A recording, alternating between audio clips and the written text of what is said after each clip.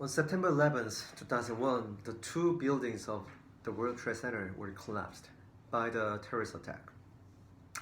This was perhaps one of the most striking political events that occurred in the 21st century. Why do you think this was happened? And many people try to answer that questions. Political science is important because it attempts to answer these difficult questions. My name is Moses, and today we are going to discuss about the concept of political science and international relations theory in depth. To begin with, let's discuss about the political science. What is political science? It is a branch of social science which deals with the system of government, political philosophies, and behavior in a given society. Generally speaking, it attempts to understand politics at the individual level, state, national, and all the way up to international level. So in order to achieve this goal to understand politics, political scientists engage in a political science.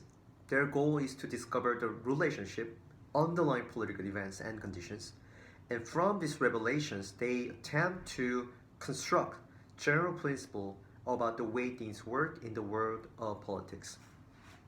As you might already realize, doing so is very hard job, it's very difficult. Aristotle, one of the most prominent political figure, says that political science is a master science that requires them to examine pretty much everything in a society, which includes the field of economics, law, sociology, history, philosophy, and even psychology and anthropology. It not only is related to many other studies, but it also comprises numerous subfields. There are roughly five main subsections in political science, and let me go over each of these five and explain to you what they really focus on. First one is political theory. It is a theoretical approach to the political topics such as justice, liberty, equality, rights, or law, and this often refers to a general and specific belief or attitude about the politics, such as Democrats, Republicans, conservative, etc. Political theory is concerned mainly with the foundation of political community and institution, which focuses on human nature and the moral purposes of political association. The second one is comparative politics. It is a broad field with a variety of approaches and goals, which with an empirical approach is based on the comparative method. In other words, this is the study of general politics, including political institution, individual behavior, conflict, etc., with comparison among other countries in a given time or in a different time period, emphasizing key patterns of similarity and differences. The third one is political methodology and models. This concerns with the philosophical basis of political science and social science in terms of empirical research design and analysis, practical field research experiences as well. This examines the formulation of experimental and non-experimental research designs for making inferences about the political process and behavior. The fourth one is public policy administration. This deals with the implementation of government policy in civic and public services. The main goal of public policy is to develop an effective social and political cooperation so that the government can function and serve its purpose in a given society. The last but not least is the international relation. This studies relationship between political entities such as the state, empires, intergovernmental organization, international non-governmental organization, and multinational corporations, and the wider world system produced by their interactions. So let's go more in depth in discussing the international relation. But before that, why is it important for us to discuss international relations? The problem that humanity faces today, such as global warming, refugees, human rights, education, conflicts, are so big that a single country cannot effectively cope with that. In order for us to tackle these issues and try to develop solutions, it is necessary for all states to cooperate and coordinate so that we can effectively deal with the situation. International relations is important because This tries to examine the international relations so that they can develop an effective way to bring states together in dealing with these hard situations. There are many different theories in international relations, but today I'm only going to discuss the two major schools of thoughts. The first is realism and the second is liberalism. The study of international relations is very different from other level of political science because of the two unique concepts. The first one is anarchy and the second one is human nature. These two concepts help us to examine and understand international relations theory. The prime difference between international politics and other level of politics is that the world is in anarchic state. Anarchy is the idea that the world lacks of any supreme authority or coercive power. States are sovereign. This means that they make decisions based on their self-interest. Unlike domestic politics where states are the source of enforcing laws and maintaining the social orders, there's nothing that governs states' behaviors. As a result, there is nothing that can resolve dispute between states or enforce law or bring them to come to cooperation. Both realism and liberalism agree that the world is in the state of anarchy. Realists consider this absence of government to be the primary determinant of international outcome.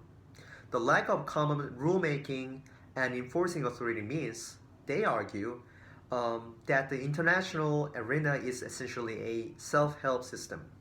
So in realistic theory, state is the most important actor. And each state is responsible for its own survival and is free to define its own interests and to pursue their interest. This leads them into a situation where security and military power are the most important issues for their survival.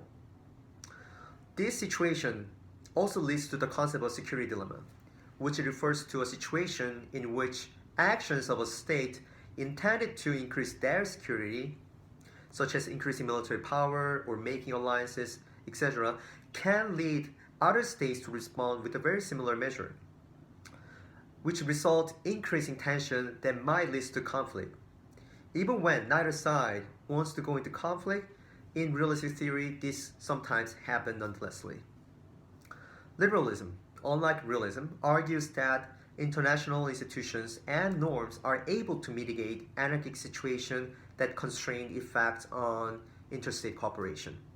This is where the two theories diverge. While liberalist theory acknowledges that the international system is anarchic, it contends that this anarchy can be regulated with the many different tools that is given to the actors. For example, democratizations, liberal economic interdependence, international law, and liberal institutions like United Nations or WTO. Therefore, states are not the most important actors anymore in liberal theories, but the norms, laws, institutions, etc. They believe that eventually, with the help of these different tools, international communities will overcome security dilemma and establish a norm where everybody respects others. The primary difference between realism and liberalism begins in their understanding of the second concept, human nature.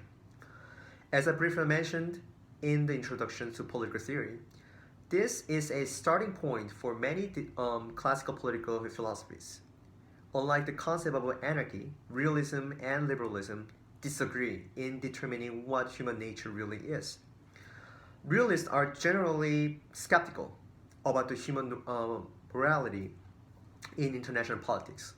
They view human beings are by nature egoistic and self-interested to the extent that self-interest overcome moral principles, which hinders international cooperations and coordinations. On the other hand, liberalists are generally more optimistic about the human nature, that they believe that eventually humans will be able to establish a norm. As a result of the similarity and differences in understanding the two concepts, realist and liberalist diverge. For realist, international anarchy combined with their skepticism of human nature foster competition and conflict among states that inhibits their willingness to cooperate even when they share common interest. For liberals, increase of the free trade information, development of international laws, norms, and organization will eventually help us to overcome the skepticism. They hope that the world peace will be possible even under this situation of anarchy. If states seek common ground, form alliance, and continue to develop international institutions for policing the world power, they believe it is possible. So, which one of theories do you think is more convincing to you? Which theory explains about the world better? Do you think that world will become more realistic or liberal? I do not have an answer for you today, but hopefully after watching this video, you will start to think about how the world has been working and where the world will going to be in next 10, 20, 30 years. Thank you.